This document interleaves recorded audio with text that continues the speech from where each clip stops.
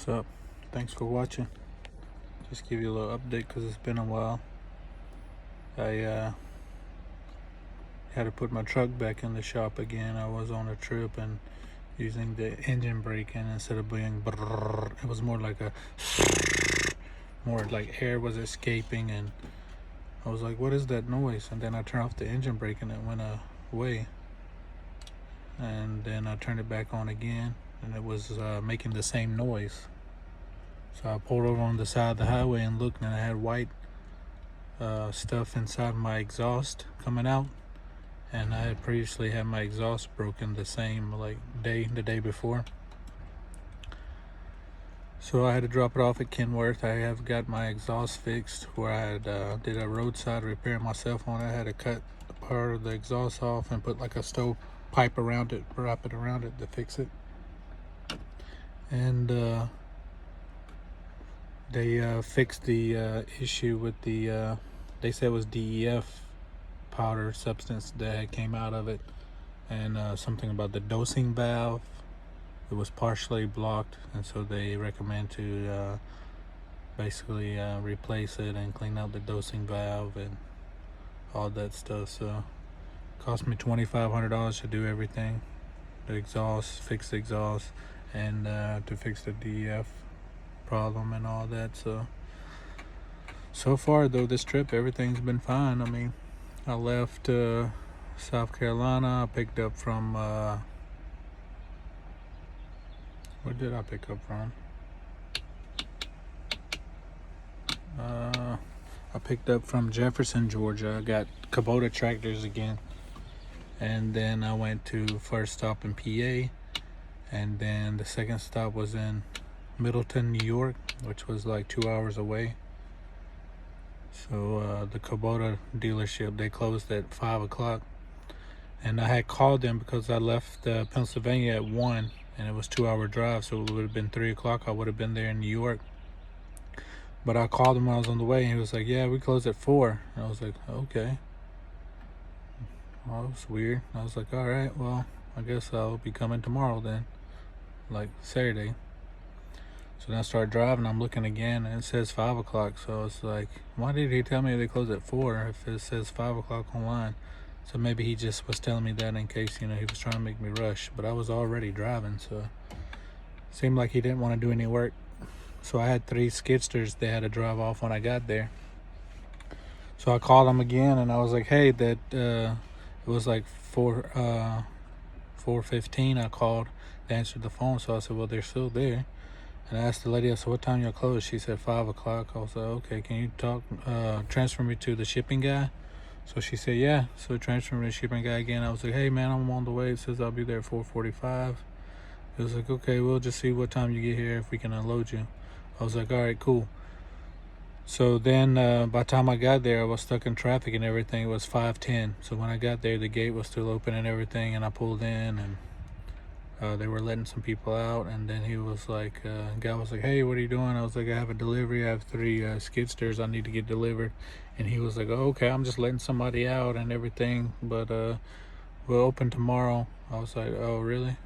I was like, you can't just unload me real quick? He was like, I mean, that's the guy over there, the receiving guy. If you want to ask him, maybe he can unload you real quick. I was like, okay. And I was like, hey, buddy, can you unload me? He was like, no, I talked to you on the phone. I told you we closed at 5 o'clock. I was like, it's just 3 skidsters. You can't just unload me real quick? He was like, nope, we close at 5. And I was like, seriously? So I'm gonna have to stay here all night till you come back in the morning?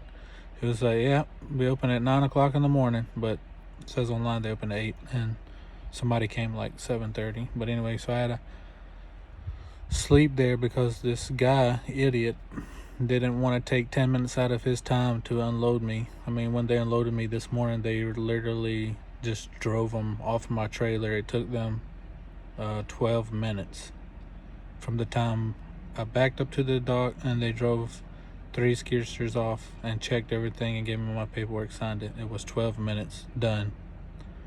So I was like, it's crazy. And the guy didn't even work today.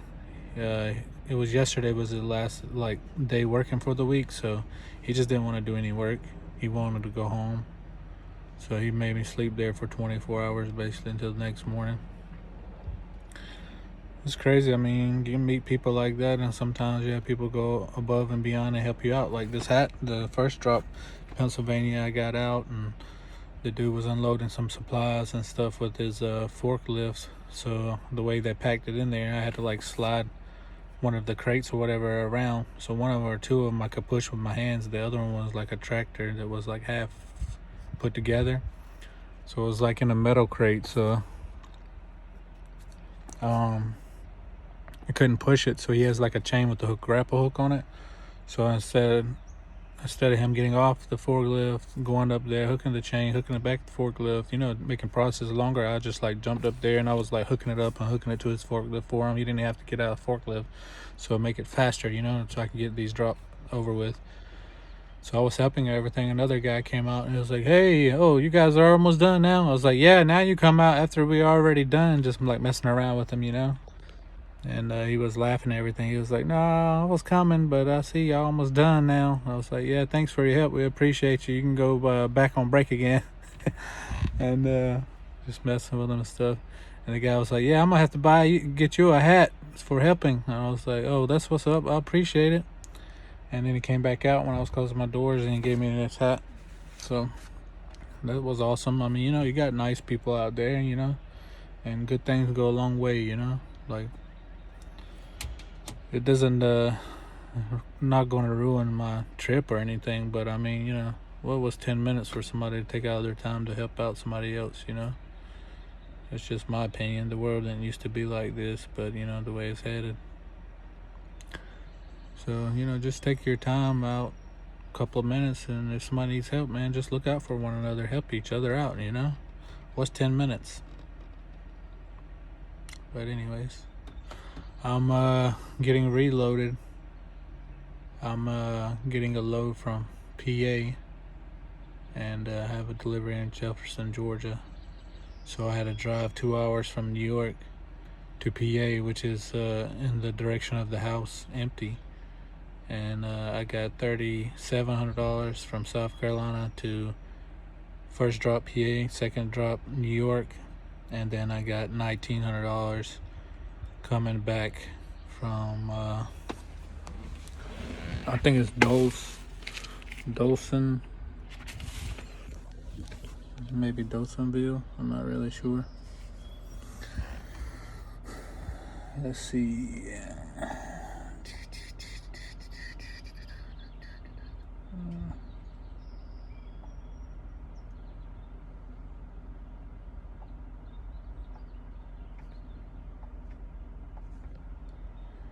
Hillsborough, New Jersey. Thought I'm in PA. I'm in New Jersey. So what happens when you're on the road sometimes, just driving and don't know when you're coming and going sometimes. But yeah, I went to from Middleton, New York, 2 hours to Hillsborough, New Jersey, and here picking up, and then I'll deliver again in Jefferson, Georgia. It's not due until Monday, so I'll probably just go home Saturday, Sunday. I might try to make it home tonight, but I doubt it. If not, then I'll be home in the morning and just chill out for the night, sleep at home, and then maybe my wife and kids will ride with me just to Jefferson to drop off and come back, because my wife's birthday on the 30th. It's already the 26th, so I won't be going anywhere again until after I get done with her birthday. And congratulations to my brother, he's having a baby boy. They had a gender reveal party the other day, and they already have a girl, so that's exciting for him. Now they have a girl and a boy, so that's awesome. But yep, you guys have a good one, stay blessed, and we'll see you.